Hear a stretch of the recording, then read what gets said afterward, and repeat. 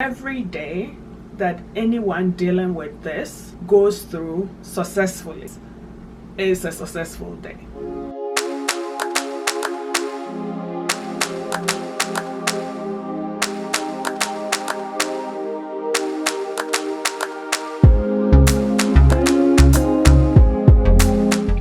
Good morning, it's Saturday and we are in November, which is Diabetes Awareness Month. So I decided, well, I didn't, Elsa decided it would be nice to get a day in the life of a diabetic, going through what normally I do in a day to live and survive as a type 1 diabetic. So today just happens to be Dexcom change day, actually last night, but I decided to wait and change it today. So we'll go through changing Dexcom. Before we do that, probably check our blood sugar to make sure everything is okay. So over here I've gathered everything that I need for my change.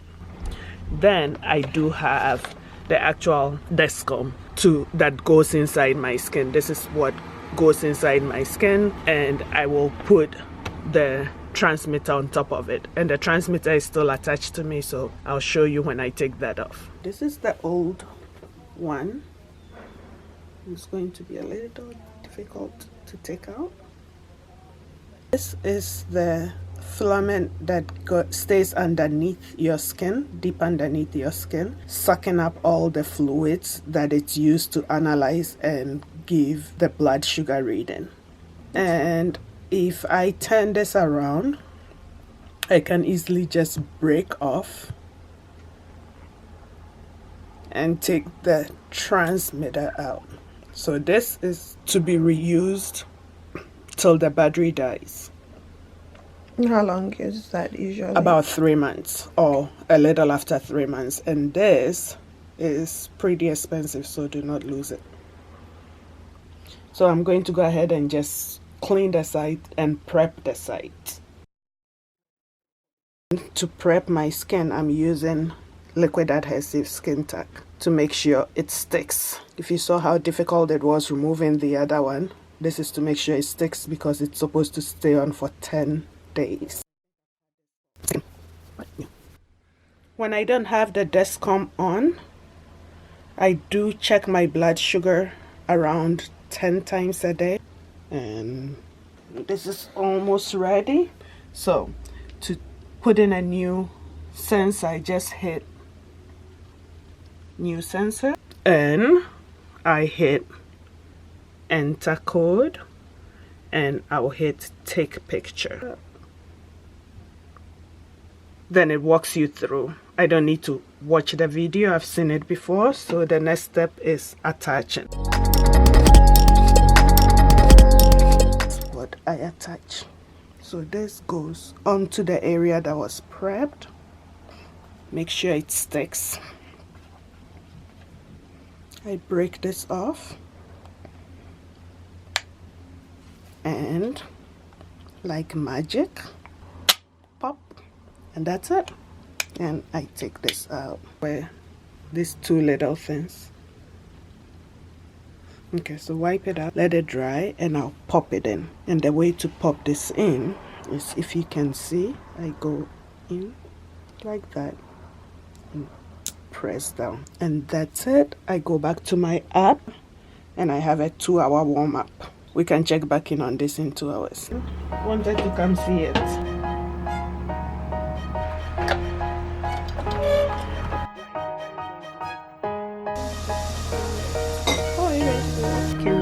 Some coffee.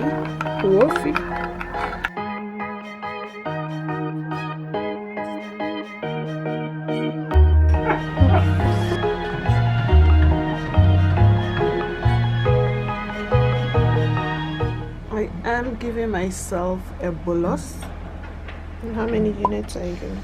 I'm doing 9.5 because I do have quite a bit of carbs in my breakfast along with coffee.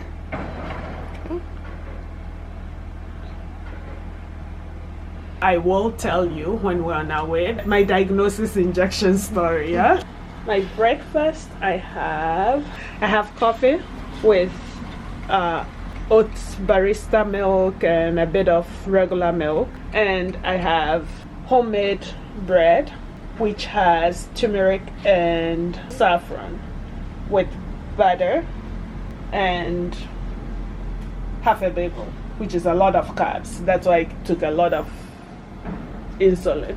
Okay, let's try this coffee.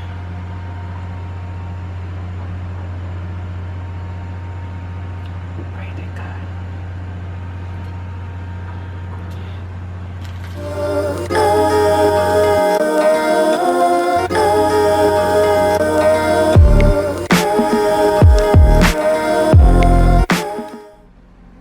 Okay, so we are done with breakfast.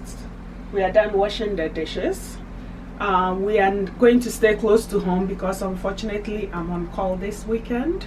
But we do have a few errands to run. So let's go drop off clothes donation, go to the market and get some groceries, stop on Whole Foods on our way back, and go from there.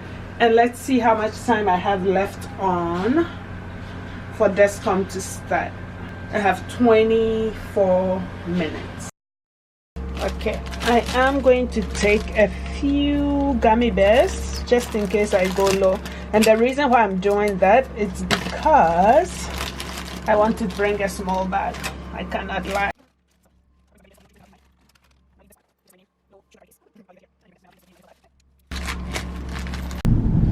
Okay, so we are on our way to run some errands, but first let's talk about driving with type 1 diabetes. You do not want to drive when you're low, and you do not want to drive when you're high. Well, I find it's easier to drive when you're high than when you're low, but you still do not want to drive when you're high because just your reaction time, you're not as, or for me, I don't know about other people, but for me, my reaction time is not on point. You find that you're not as alert? I'm not as alert, or I don't react to things as quickly as I will if my blood sugar is normal. The good thing about having a Dexcom is that I can just do that and I know exactly what my blood sugar is. What's your blood sugar now? Blood sugar now, 4.2. But isn't 4.2 kind of low? Well, the arrow is going steady straight now. When it was at 4.6, it shows an arrow slightly down. And that is because, full confession, I took a little more insulin than I would have for breakfast. And why is that?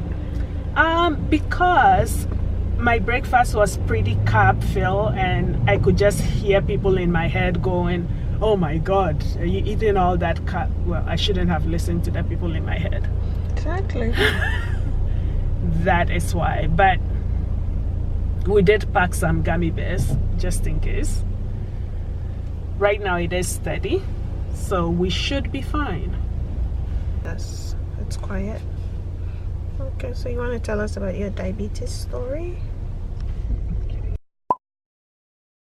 In a couple of weeks, it will be 20 years ago, I was diagnosed with type 1 diabetes in my 20s, and it was a bit strange to me. I did not know anyone in my family, immediate or otherwise, that have had diabetes before. So it was kind of strange to me, and I spent a really long time trying to figure out why. It wasn't like why me, but why did I get diabetes? I spent a lot of time, years, and energy. Back then, the internet wasn't what it was, so it was difficult to search. Back then, there wasn't a lot of literature or research papers on people of color.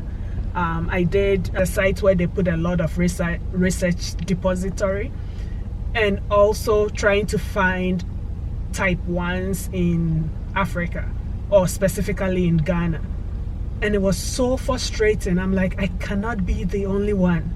But then I couldn't find the information that I was looking for. I couldn't find people online, and I spent so much time trying to figure out why me.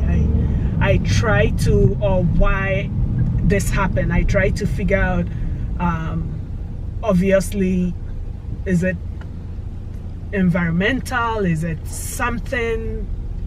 And it seemed like, oh, type 1 doesn't happen to black people, or type 1 doesn't happen to people of color, or but there was all these research stuff on type 2 diabetes. Now you can find, I mean, Ghana has a good type 1 support base right now.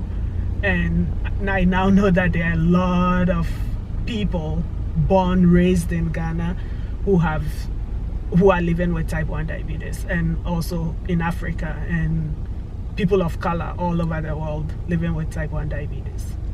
I'm afraid of needles, so this was also kind of a big thing to overcome, and I still haven't overcome the fact that I'm afraid of needles. I'm less fearful when I control the needle than when someone else is holding the needle. When I was first diagnosed, I was in George Washington Hospital in Washington, D.C. They gave me an orange and a bunch of needles to inject, and I could inject the orange all day long. And when it came time to inject myself, I sat there and I couldn't do it. I just couldn't do it. I was told I will not be discharged if I could not inject insulin. I sat there for a really long time, and I remember Paul came to pick me up to take me home, and he came upstairs and he's like, just do it, just do it so that we can go home. And eventually I did. We got home, but then came time to take the next injection. So I remember sitting on the stairway. I could hear TV, and I had the needle, the syringe in my hand, and I just couldn't do it. And I sat there for almost 2 hours. I could not do it. So I took the doctor's card and I called her, and I told her I just couldn't do it. I was almost in tears, and she talked me through it. She's like, you can do it, just slowly, you can do this. And while I was doing that, she told me why she became an endocrinologist. She told me she grew up in Vietnam. She watched her dad live with diabetes and had all these complications, and she decided to take care of other people so that they do not get these complications. So she told me basically why she chose to become an endocrinologist, and talked me through giving myself that first injection on my own. It has been one injection after the other, or one pump site change after the other, till now. Okay, we paused to treat a low. As I said before, I think I took too much insulin for breakfast. So we're looking at that thing that says Dexcom, right? We are looking at the thing that says Dexcom, and it's 3.0 with an arrow pointed down. So and 3 is pretty low? 3 is pretty low, yes. I have some goodies here.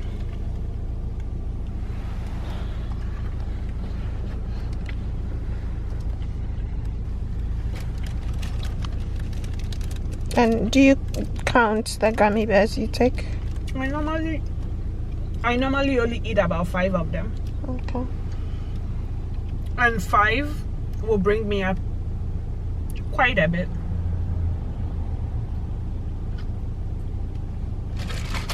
It's an alert from Dexcom saying I'm low. Oh my God. What do we do? Should we call an ambulance? No, we are not calling an ambulance.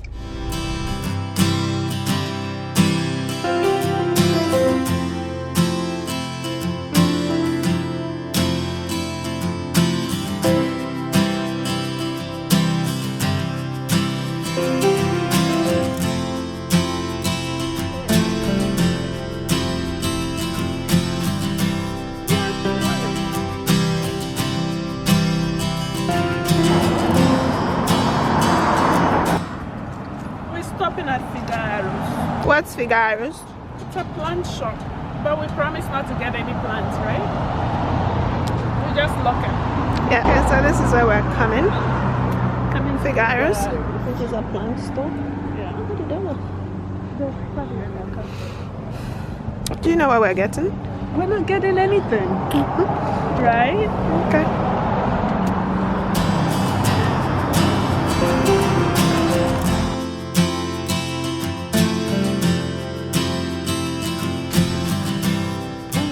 A pot over there. No, but we're going to have 2 or 3 pots available.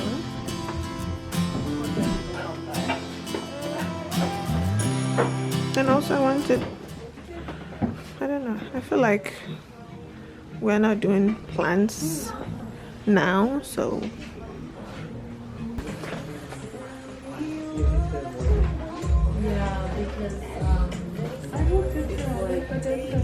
Chinese are like really the time for it to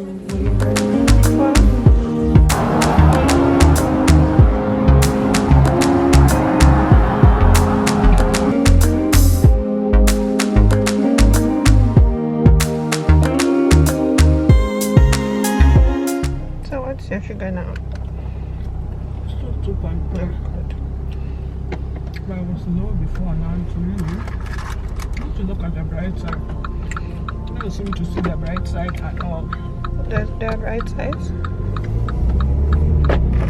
Yeah. So, a few years into my diagnosis, I was working, no one at work knew that I had type 1 diabetes. We're in a meeting, and back then we used to use this insulin called NPH, and it peaks. Really, I hated that insulin. It just peaks. What do you mean it peaks? What does that mean? Like at some point its potential peaks and it drops, you get low. So mainly the idea with that insulin was you were supposed to time your lunches around the peak, so you eat during that time.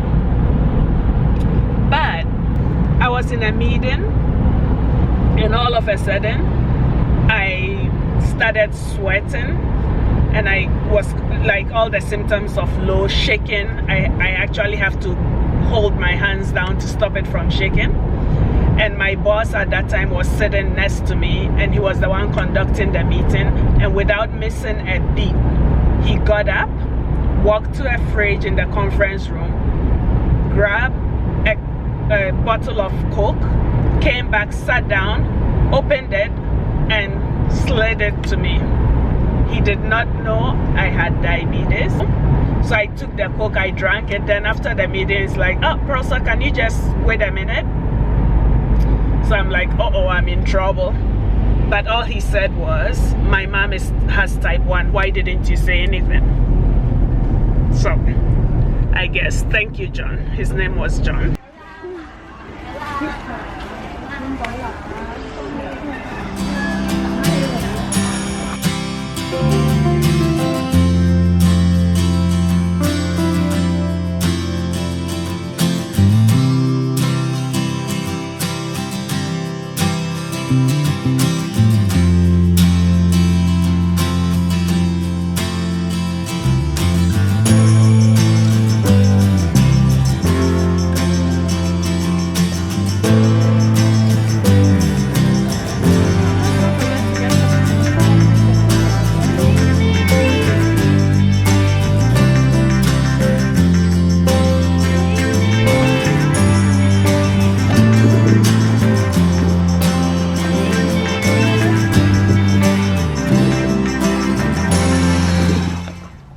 So, what do you eat as a diabetic? Good question.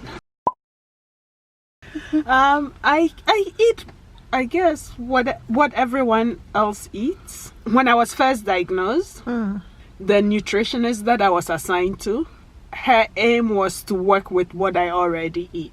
I used to be a Starbucks fan back then, and I used to in the morning get like a triple or quadruple venti latte, Right. and she just worked that into whatever it is I'm supposed to eat. So she's like, well, it has milk and calcium is good for you. Like, she came up with reasons not to take out things from my diet. Right. she wanted me to eat what I normally eat and work with what I eat. And I actually liked that. And she was my first nutritionist, and that was the way she worked things into it. And I actually thank her for that, because I remember a nutritionist that I had here at St. Paul's who had her own ideas of what I should be eating, especially to make it easy for me to count carbs.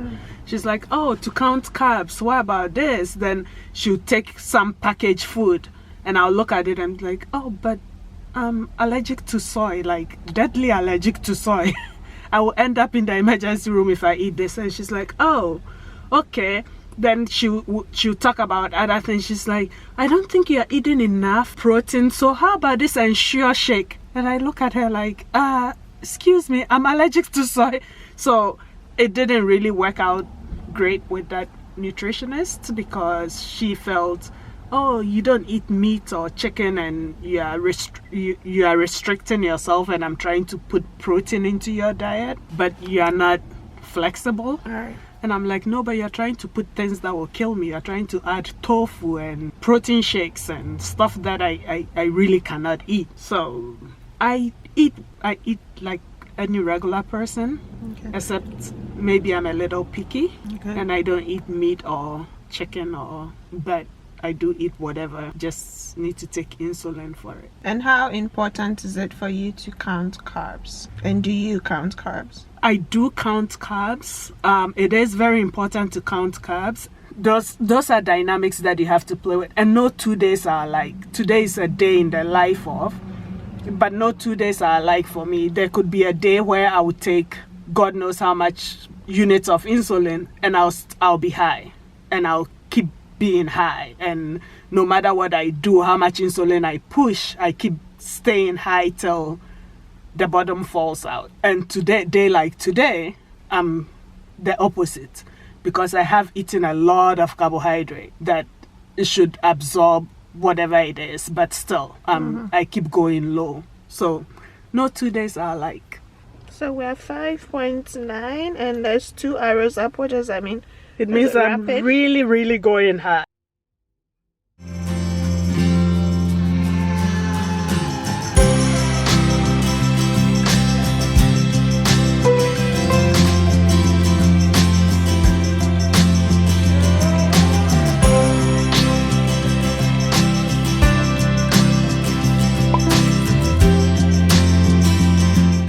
Financial toll. What are the financial tolls of having diabetes? It's quite a bit. Okay, so you have, first I should say I'm lucky enough to live in Canada where I have basic health care, but our health care we don't have a comprehensive pharmacare, meaning drugs are not covered, prescription drugs are not covered. Supplies are covered to a point. I do have a deductible, a pretty steep deductible. And how does that work?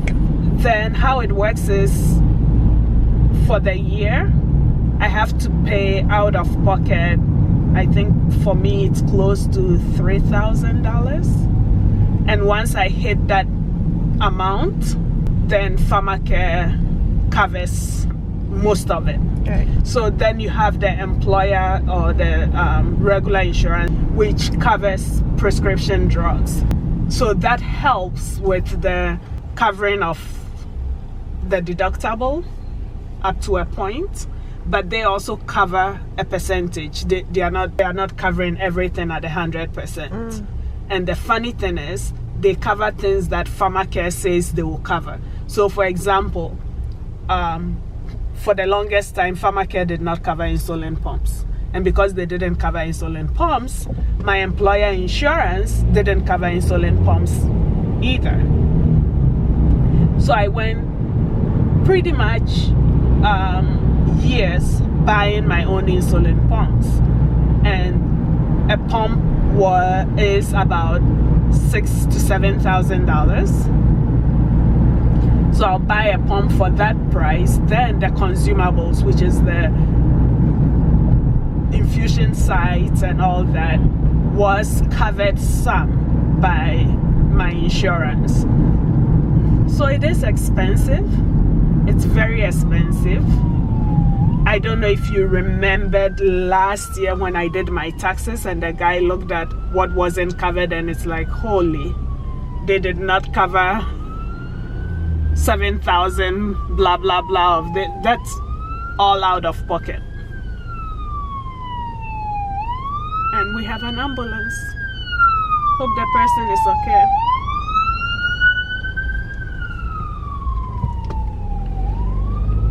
So it's a very expensive disease, but I'm fortunate to be living in a country that some of the things are covered and insulin is not as expensive as it is outside of Canada or in certain areas. So it could be better. It's not, but it's not the worst either. Okay. Is that space? Next week when we are going to America. Oh, we'll bring it, yeah. And we'll bring it, yeah.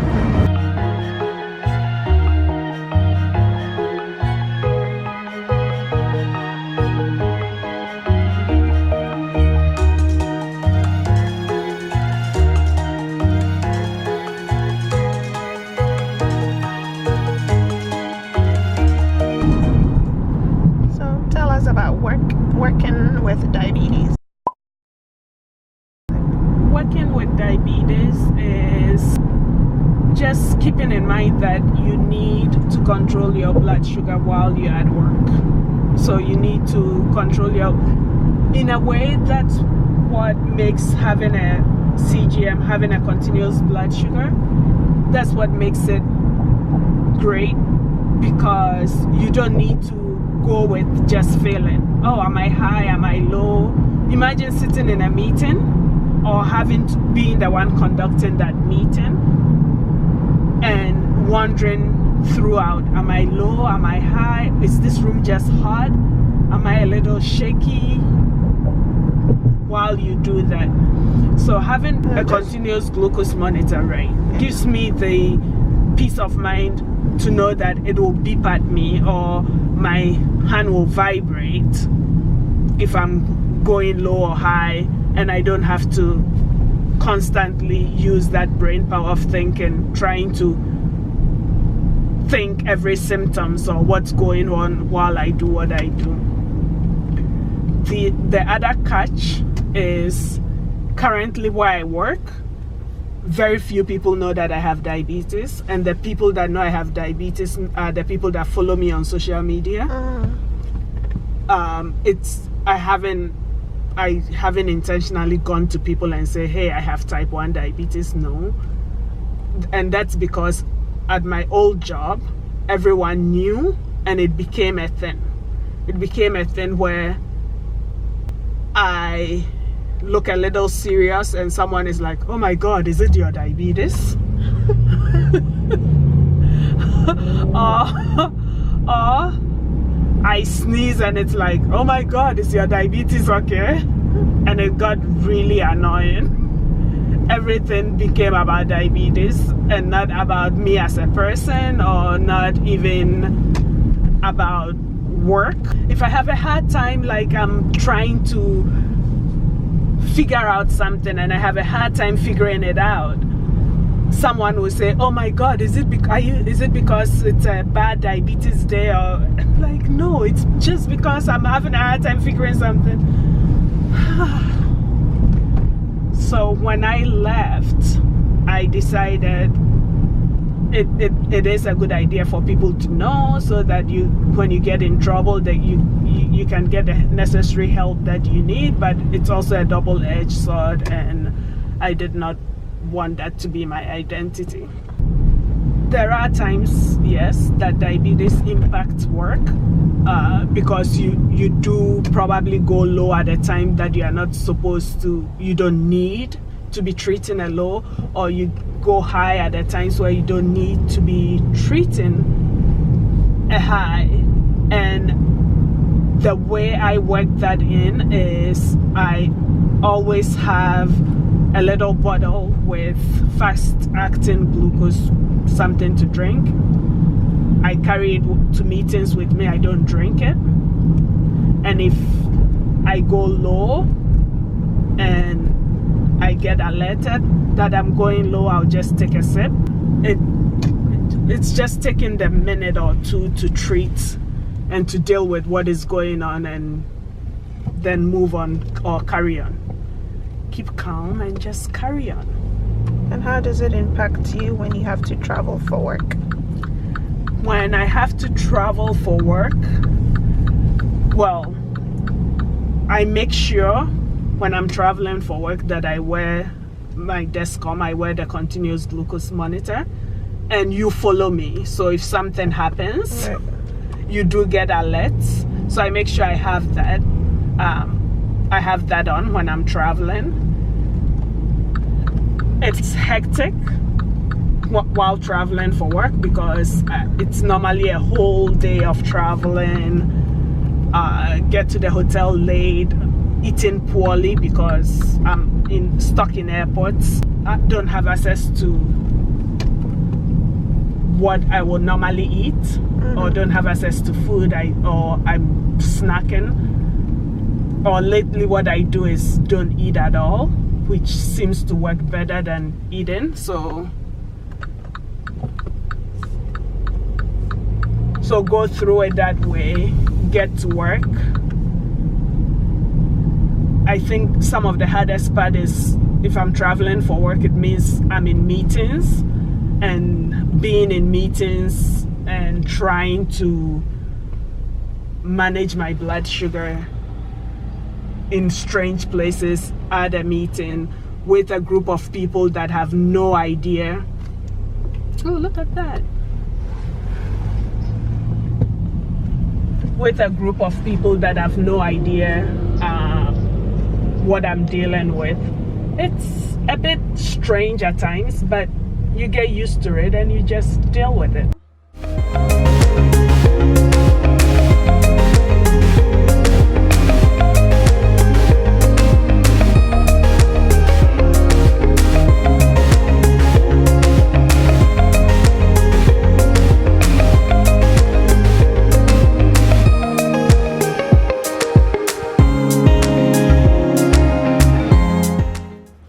So checking in, it's now 5:36. We've run a few errands, did a few things, still having issues with low, but I have been feeding my low, so no lunch. We just wait till dinner and eat something. I've had a boatload crap of things. I've drank soda, I've had gummy bears, crackers, and still it comes up and goes down. It comes up. At this point, we can't even blame it on breakfast insulin anymore, because that insulin will last maximum of 4 hours or 5 hours, so something else is going on. It's just type 1 diabetes, nature of the beast. It happens. We will check in later. Okay, so what do you think about my life with diabetes? It kind of changed you, and I frankly, I think it changed you for the better. It was as if when you realized that you had all these tools to deal with diabetes, you became your own advocate for all the other medical, like all the weird medical things that was happening to you. So I kind of went out there and you're like, if these are the tools to deal with diabetes, how, like what else is out there to deal with, like the anemia or the soy allergy and all these other unexplainable things that was happening. So for the most part, even though I know that having it is it's a horrible thing, it kind of made you more aware of how to take better care of yourself. That's the silver lining. But do I wish it on anyone? From what I have seen, no, I wouldn't even wish it on my worst enemy. It's a terrible affliction. Sometimes I think about how it's almost like it knew who to choose. You take the punches and then you keep going, and that is something great to see. And I I hope there's a cure soon. Oh. This is nice.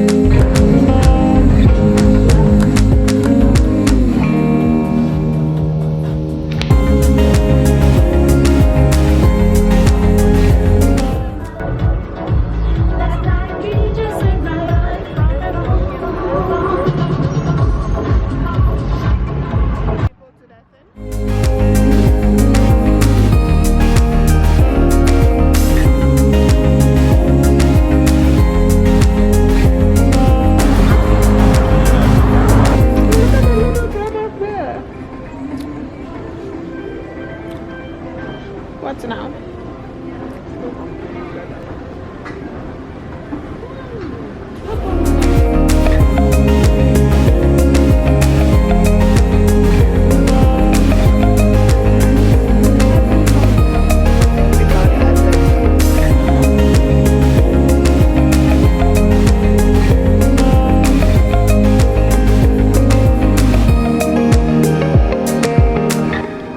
Seriously, how cute is this skinny? I know, Why right? can we not get well? I don't know.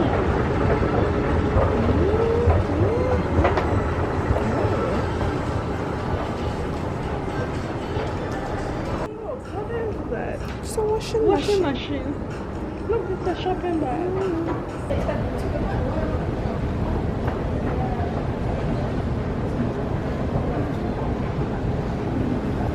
Do we need to go one more? So how are you feeling? Feeling okay-ish. Still low. I have a feeling that's where we started, right? This morning? You started at 5.7? Oh, 5 point something, yeah. There we go. 23. How is it?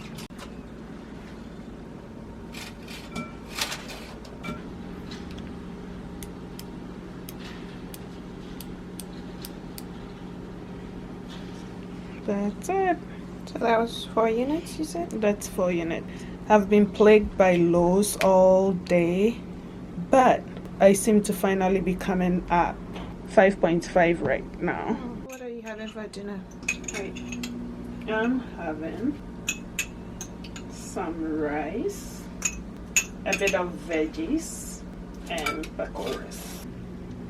Okay, so you are doing 18 units. okay for tonight, Yeah, this is the long-acting insulin, Tresiba. and that's the last thing you do before you go to. That's your last insulin before you go to bed. That's my last insulin before I go to bed, and I'm going to do it on this side. Okay, and this one shoots in like a jet.